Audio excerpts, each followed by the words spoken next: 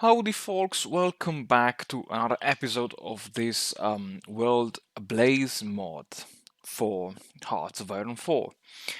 So, again, I must confess, this turned out to be, I think, the most boring episode of all.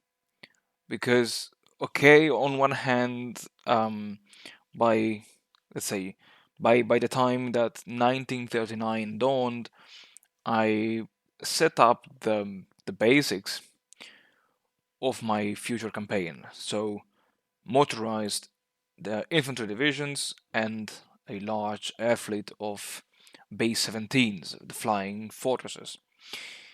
But still, in this when I was recording this episode, I noticed a tremendous increase in lag.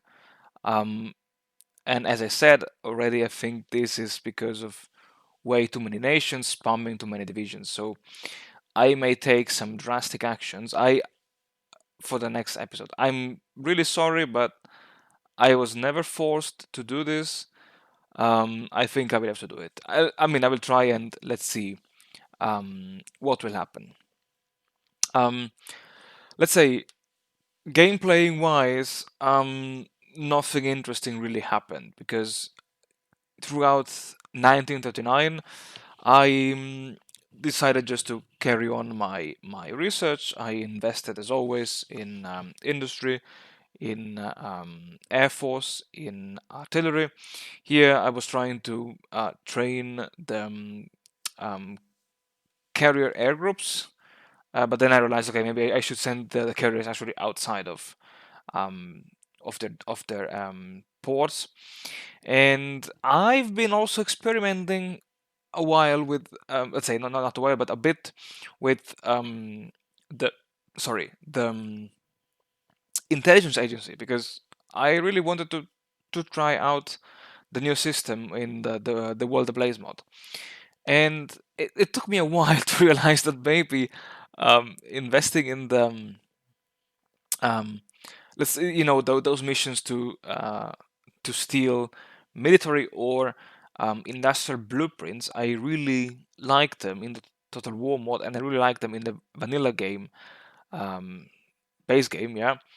But here, I don't know, I got the feeling they are rather useless, because I remember one. I think this came much later on, but I stole the improved airborne division or airborne troops from the Germans, and it just gave me a 10% bonus on the missing research. And I was like, are you seriously giving me this small bonus? I mean, this operation, I mean, in game, it lasts, I don't know, 90 days, so almost 3 months, and there are, I think, even 30 days of preparations, and you just give me a 10% bonus? I mean, seriously? Okay, I mean, I'm not an expert. Sorry for my gabbling. I'm not an expert in spies history in World War II, but I think that if I think, I don't know, at the Red Orchestra and the contribution that those spies gave to the outcome of the war, I mean, I don't know. Okay, and yeah, I tried to experiment with it. It's fine. I mean, I think I'm happy just by um, deciphering the cipher of the Axis nations, and I think that's it. Um, yeah, so I've been lost again amongst the focuses of the US 3, because one of the goal by 1939, 1940 was really to invest a lot into military infrastructures, namely military factories. And I realized that in order to access certain focuses, you need to have at least, I think, 60 or 70% of world tension. I mean, this is, I think, very, very well balanced in terms of gameplay. Um, Still, I mean, I would have preferred to invest slightly earlier in military factories. It is also true that this is my very first attempt with the Total War, with the not sorry, oh my god, with the USA in HOI4. So I really have to, let's say, get used to this and to the fact that I really, at the beginning, I cannot just spam mills because they just won't be built in time. And a couple of times my agents were captured. I was happy enough to mount some rescue operation. And besides that, yeah. So I remember this now. Um, One interesting, let's say, thing that I have observed and that will motivate me even more to hopefully play as Germany.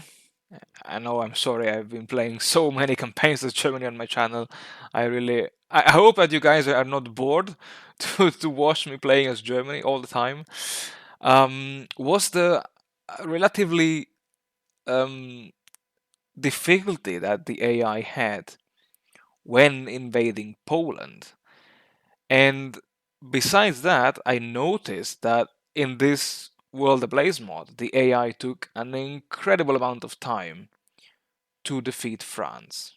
I mean, the invasion of France started relatively on its historical date, but then I noticed this kind of yellow blob of Belgian allied troops there, which managed to survive quite a lot. And then, honestly, also I was not expecting the Germans to perform this breakthrough against the Maginot Line, as you can see uh, right now, being unfolded right now. And I was kind of surprised because really, really, I was not expecting this. And as a consequence, while I did not, I mean, maybe I should have checked the Intel ledger.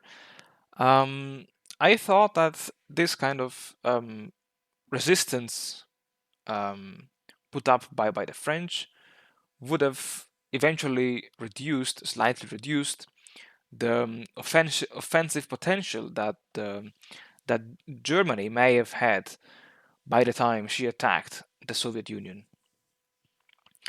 Um, Besides this, I really do not know what to add else. As I said, this episode was kind of boring and extremely laggy for me towards the end, towards between the end of 1940 and the mid 1941. It got really laggy, and yeah, I will take some countermeasures for this. My fleet, the U.S. fleet, got fully trained with the um, entry of the European nations into the war. Finally, the London Naval Treaty was abandoned by everyone, and this luckily allowed me to finally upgrade all of my ships to their latest model with the new stuff. And I don't know if you saw it or if I mentioned it already, but one interesting technology that I decided to invest this time is the radar technology. Just because I realized that right now, I realized that if I improve my radar, I can put better instruments on my ships. And I was like, well, it's always good to have extra vision, or I don't know how it's called now in game, for your ships.